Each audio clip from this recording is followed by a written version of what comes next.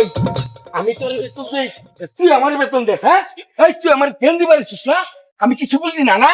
রমজান মাস কি আমি বুঝি না? আমার তালিম দিবার আসছ না? মাদন সাহেব, না মানে বলছিলাম কি, হাই কে আর মানে মানে? হ্যাঁ, রমজান মাস, রফিক মিয়া তো গরিব মানুষ, চাপটা না দিলে হয় না। ওরে বাবা রে, আমারটা খায়া আমারটা ফুরিয়া আমারই ক্ষতি চাও না? ওই টাকাটা কি তোর? এত দরদ লোক, তোমার বেতনের টাকাটা রফিককে দিয়া দেও। এত মনের মধ্যে মায়া, তাহলে তোমার এই 2 মাসের বেতনের টাকাটা দেও। কেডা ঈদ করলো আর কেডা করলো না, এইটা তো আমার দেহার ব্যাপার না। আমার তো টাকা নিছে, আমার হক হালাল টাকা আমারে দিয়া দিব। এত সাপোর্ট করে কে? আর যদি দেখি কোনো তোর বাড়াবাড়ি,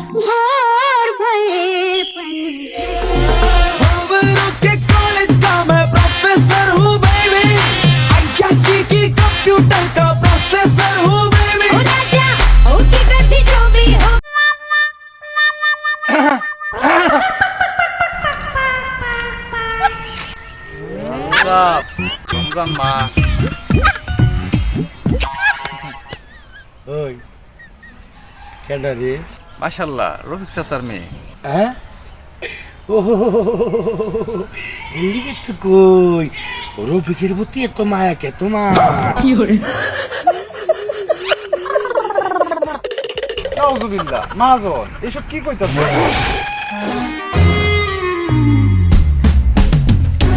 তাহলে কি তুই কস এইসবের আশেপাশে তুই নাই? নাউজুবিল্লাহ, এটা কি কইতাছেন মাজন? এর কোনো কিছুই আমি জানি না। ওই তুই ঠিক আছে রে, আসলে আমি একটু ভুল করি।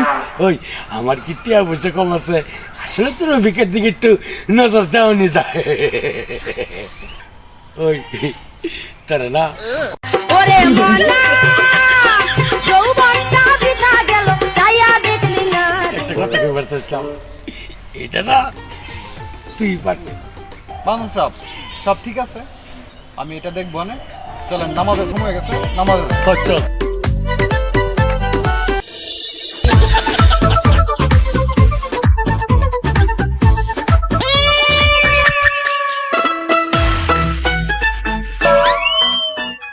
ওই ডাক দে থেকে শরম করে ডাক দে।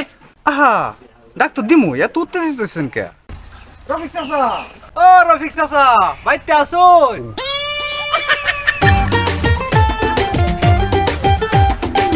আমি চেয়ার দিতেছি, আপনি একটু বসেন।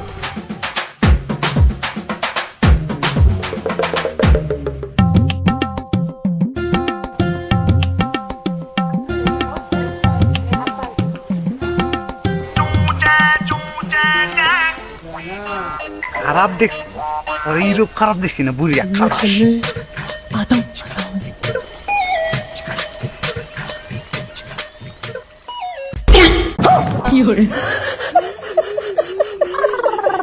ওরে মনা যৌবনটা বৃথা গেল চাইয়া দেখলি না রে ভোর ভয়ে পন ঝটকে ওই কাজটি শেষ করো। মাদন সাহেব পড়ে গেছেন কেমনে? আরে পড়ি নাই তো, পড়ছি না। আমি জানো খুশি এই নই ব্যায়াম করি, মা বুঝছো? একটু পানি আনো তো। ও, পানি লাগবো, ময়লা। এই গরুর পানি আনছো কে? মানে খাবার জন্য আনবা? আব্বা তুমি কইলা ফানি আনতে, আমি ফানি আনছি। বাইগান মানে খাবার জন্য আনবা? আর খাওয়ার পানি কে? ওনারা কি রোজা রাখছে না?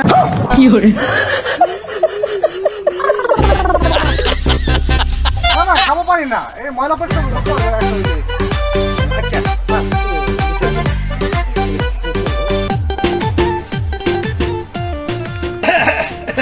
মাদন সাহেব, শোনো, তোমার সাথে তো একটু টাকা পয়সার লেনদেন আছে, তুমি সময় করিয়া আমার অফিসটা আইসো।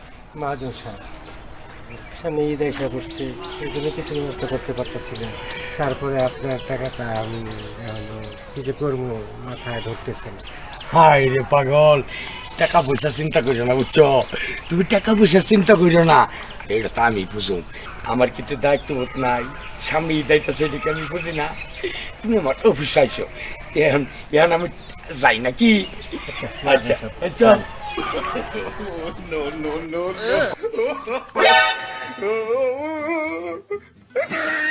মাজন পাও ফেলছে ওই বেটা আমি পড়ে গেছিলাম দেখ তাই বেতো পাইছে তুই বেটা ভাইছি না হুদাই কি মানুষ খুরা তাইলে ধরে লয়ে যাওয়া লাগবো হ্যাঁ আই দেখি আচ্ছা আনে তো অপেক্ষা করো না পাইতাছে ভালো করে বুঝাই গেছিল তো কইছি যে আপা তোমার যাইবার কইছে আমি যাইগা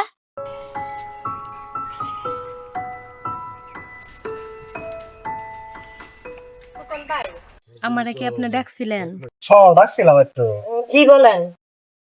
আমার আব্বা তো বাড়িতেই আছে, তাহলে আপনি বাড়িতে আসেন। না বাড়িতে যাব না, তোমার আব্বার সাথে না, তোমার সাথে আমার গুরুত্বপূর্ণ কথা আছে, কথাটা বলে আমি চলে যাব। ও আচ্ছা কথাটা গুরুত্ব সহকারে শোনো। আচ্ছা বলেন তাইলে। আমাকে মহাজন আছে না, মহাজনের সাথে তোমার আব্বার গোপন বৈঠক হইছে, ঈদের পরে তোমার সাথে বিয়ে দিয়ে দিব। এটা কি কইতাছেন?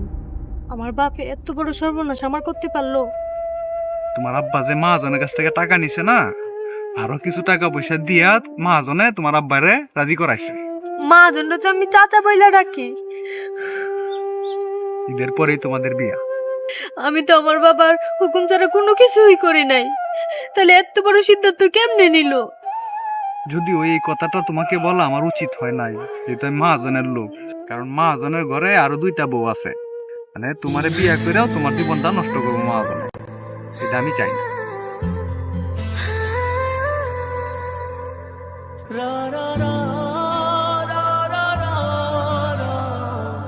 আর আমি যে তোমার কথাগুলা বলছি, এই কথা যে মহাজন না শুনে, এর সাথে বেশি উপকার আমি তোমারে করতে পারলাম না। হ্যাঁ, আর তুমি কি করবা তুমি চিন্তা করে দেখো। আমার তো এখন বেঁচে থাকা থেকে মরে যায় অনেক ভালো, মহাজনের তো খারাপ। দেখো এখন কান্না করে কোনো লাভ নাই, তোমার যদি কোনো উপায় থাকে তাহলে উপায় খুঁজো। আমার বাবা এত বড় একটা সিদ্ধান্ত নিতে পারলো আমার না জেগে।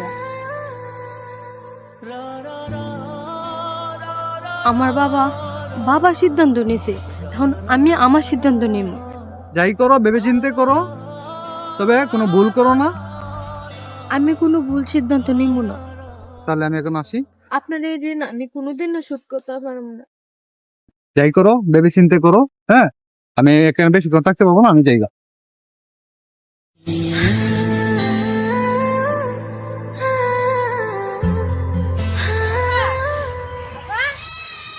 আপা তোর কোন থেকে ডাকতাছে আব্বা আব্বা ডাকতেছে। তারা যে যেটা ভাই আমার দু একটা কাজ করে দিবি ক। হ্যাঁ আপা তুই কান্দস কে কিসে তো তুই জামের বাইরে যায় কইবি।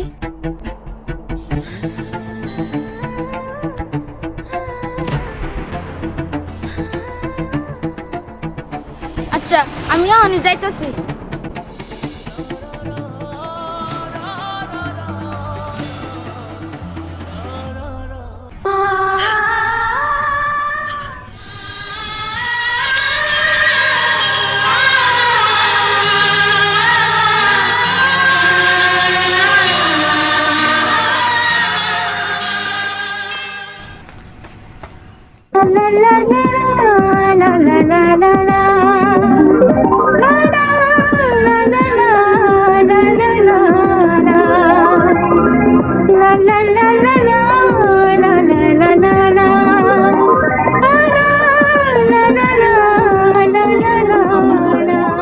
মহাজনের সাথে বিয়ে ঠিক করছে।